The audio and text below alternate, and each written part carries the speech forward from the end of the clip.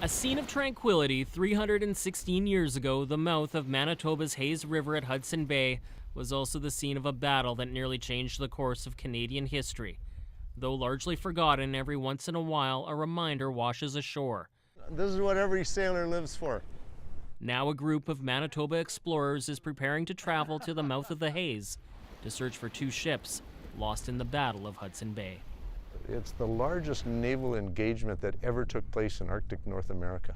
It's one of the top 10 battles ever in Canada, and it just is unknown. In 1697, York Factory at the mouth of the Hayes was the gateway to the northern fur trade, militarily and economically strategic for warring England and France. Montreal-born Captain Pierre Lemoyne de Iberville set out in his ship the Pelican to win control of it for France, but on arrival was confronted by 3 British ships, including a 200-foot warship, the Hampshire.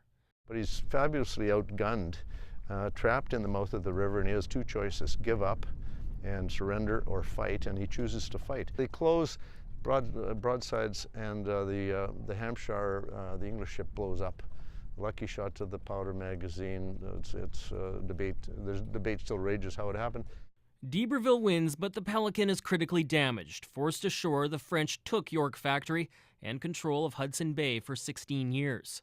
It's part of some very important stories in Canadian history.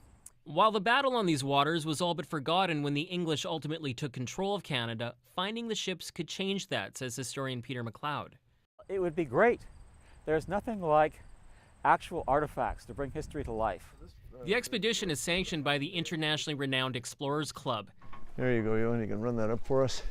Its flag will fly over the expedition's camp as the explorers focus on finding cannons, like that one that washed up. Both ships had dozens.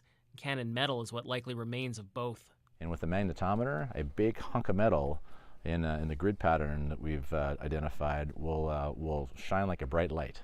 The expedition will focus on 2 search areas, the mouth of the Hayes for the Hampshire and the neighboring tidal flats for the Pelican, prime polar bear territory.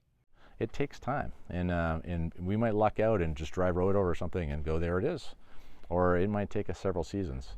Either way, the explorers intend to make a documentary on the battle and the search, and if all goes well, discover some lost history.